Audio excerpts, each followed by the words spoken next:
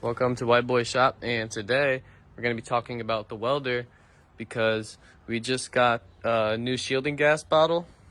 So I'm going to turn on the welder, I'm going to run a few beads and just basically show you how it's been running. It's been running a lot better now.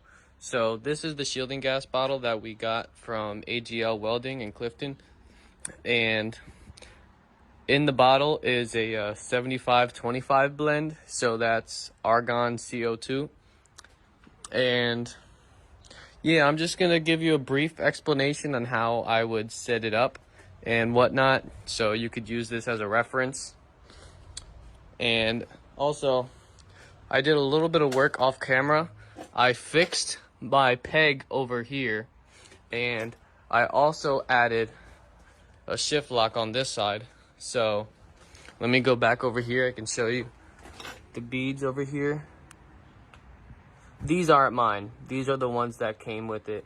It broke over here. So this is the original side, and then it broke off right here. So I had to cut off this piece right here and grind a bevel. And I also grinded a bevel on the broken side over here so that the weld had a nice place to sit. And I also painted it so that it wouldn't rust again.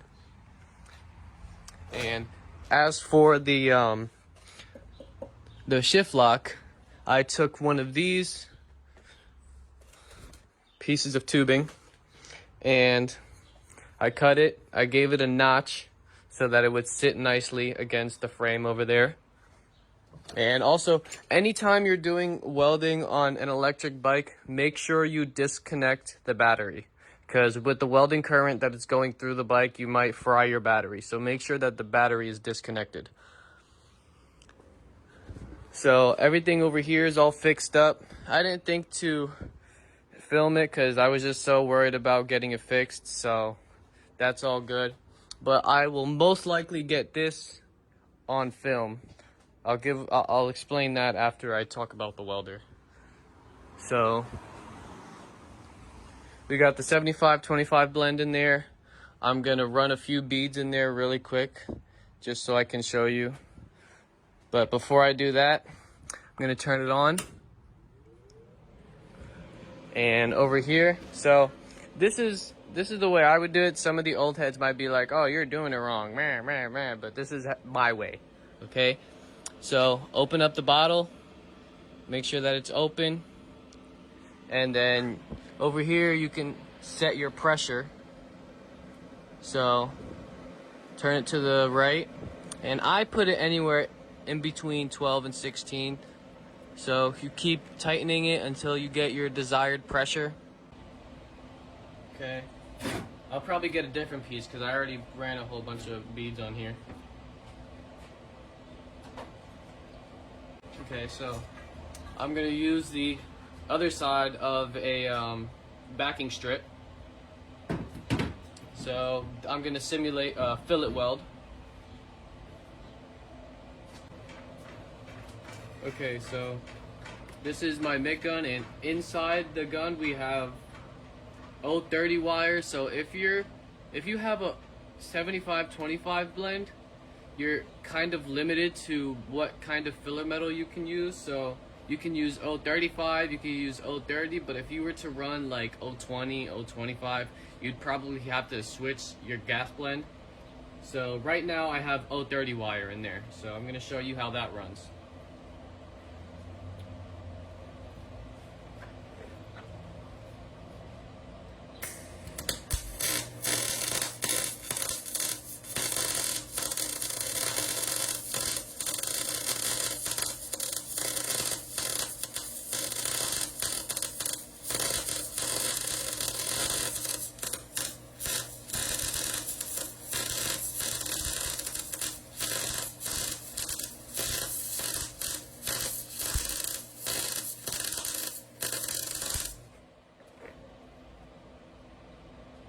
Okay, I'm gonna give it a little clean.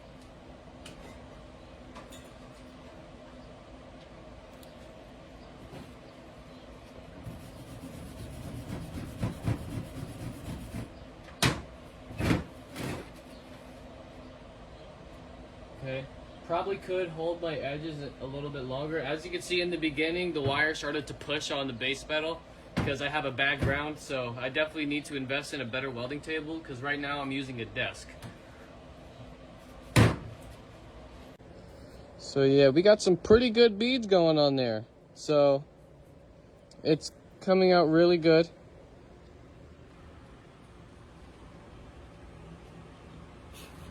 So, you know, it's just a matter of getting your settings out. These are the settings that I have on there right now.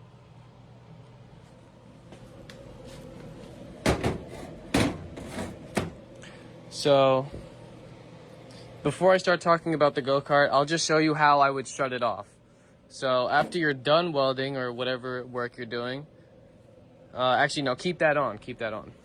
So, close this all the way. Make sure it's closed all the way. And then you'll still have some pressure over here. So what you can do, you just press the trigger. Or actually, no, skip the step. Make sure that this is open. Open that up. And then press the trigger. And then the rest of the gas will bleed out. So some of the old heads might say that I'm doing it wrong or whatever, but this is my way of doing it. So, and then you'll still have a little bit of excess over there, so you get your snippers, cut off that excess.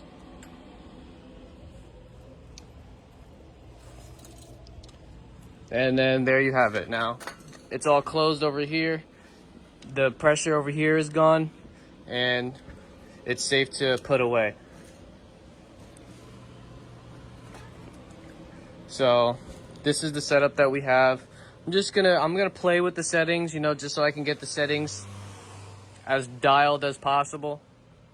So going over to the go-kart, I did order some PVC pipes for the back wheels over there so it could slide better, so that those rear wheels could really get loose.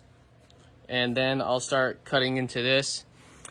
You're gonna cut over here and then give this a little bit of angle, because when you turn the steering wheel, it's pretty close to backing out over here. So if you want to have more steering angle, you gotta turn this a little bit. I would say maybe about 15 to 30 degrees, and then you'll have a lot more room for your steering angle. And then I'll also make this piece longer so that it has better range of motion. And then that's probably the first thing I'll do to this go-kart, as well as slide the engine forward, slide the axle forward, and then get rid of this massive battery, because I mean there's no reason that a Volvo battery should be in there. It has no business being there. So I'll probably get one of these smaller batteries. I'll show you what that looks like. So I have some smaller batteries in here, probably like this or that one in the back. A battery like this is more than enough to power your lights. So I'm gonna custom fab a battery case for it, a battery mount.